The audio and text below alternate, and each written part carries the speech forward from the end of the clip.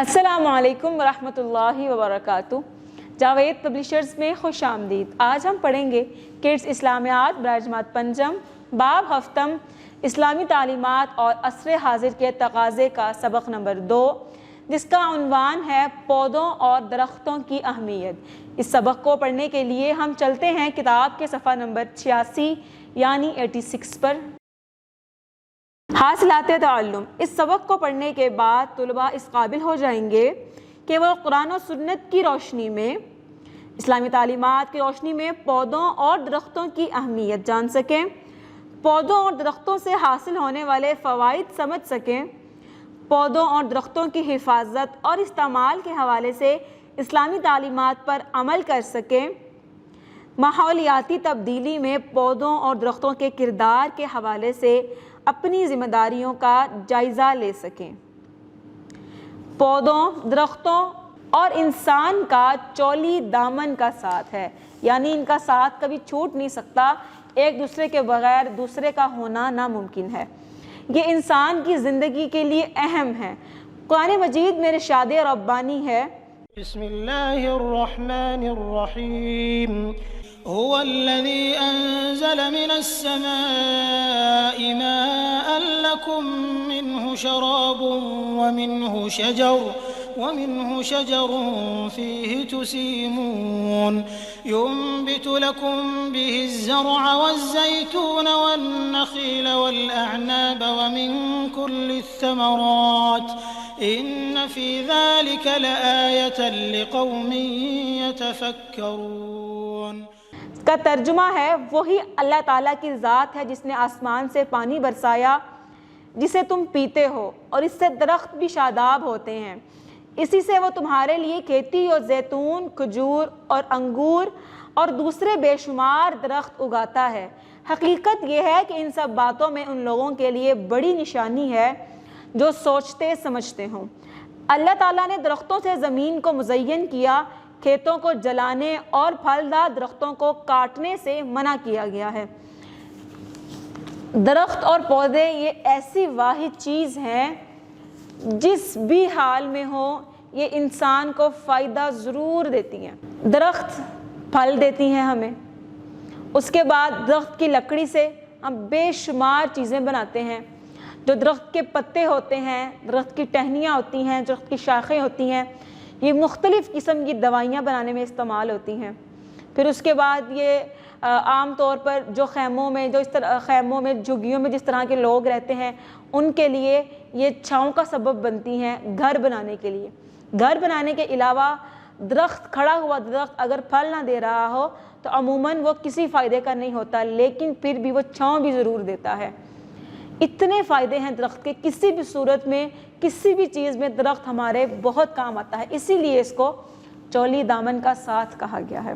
حضور صلی اللہ علیہ وآلہ وسلم نے پودوں کی اہمیت یوں بیان کی ہے، اگر قیامت قائم ہو جائے اور تم میں سے کسی ایک کے ہاتھ میں کھجور کا چھوٹا پودا ہو، اگر وہ کھڑا ہونے سے پہلے اسے لگا سکتا ہو تو وہ ضرور ایسا کرے، یعنی کہ موت سر پہ کھڑی ہے، قیامت سر پہ کھڑی ہے، تمہارے ہاتھ میں پودا ہے جسے تم لگانے لگے ہو، جب تم لگانے لگے ہو تو قیامت آ گئی، تو قیامت کے خوف سے وہ پودا لگانا نہ چھوڑ دینا، بلکہ اس کو لگا دینا اور پھر آخری سانس لینا، اگر ایسا لگا سکو تو ضرور کر دینا۔ اگلی حدیث دیکھیے، جو بھی مسلمان درخت لگاتا ہے پھر اس میں سے کوئی انسان، چوپایا اور پرندہ نہیں کھاتا مگر وہ اس کے لیے قیامت کے دن تک صدقہ ہو جاتا ہے۔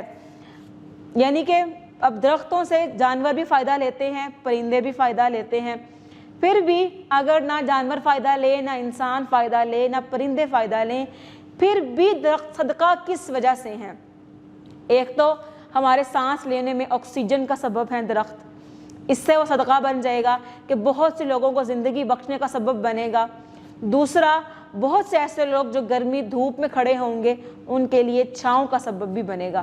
تو یہ دو وجوہات کی بنا پر وہ درخت اس شخص کے لیے صدقہ جاریہ بن جائے گا۔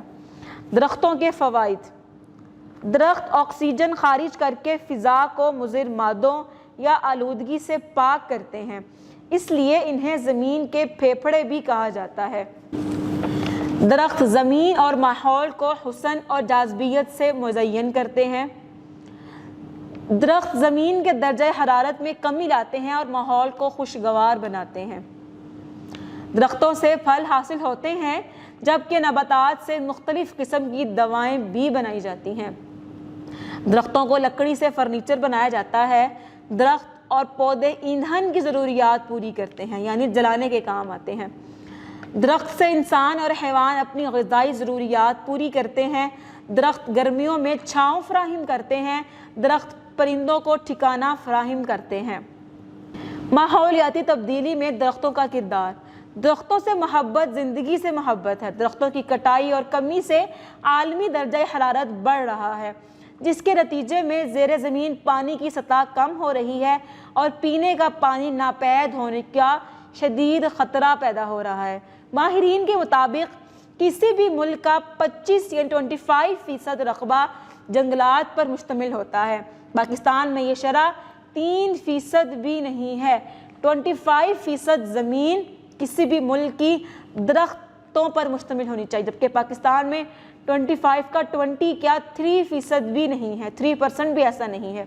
اس لیے کامیاب اور تیز شجرکاری بہت ضروری ہے۔ ہمیں چاہیے کہ شجرکاری کے لیے لوگوں میں شعور اور بیداری پیدا کریں، لوگوں کو زیادہ سے زیادہ درخت لگانے کی ترغیب دیں۔ جو درخت موجود ہیں ان کی حفاظت کریں، انہیں کاٹنے سے گریز کریں۔ شجرکاری کو دینی فریضہ سمجھتے ہوئے پورا سال شجرکاری جاری رکھیں۔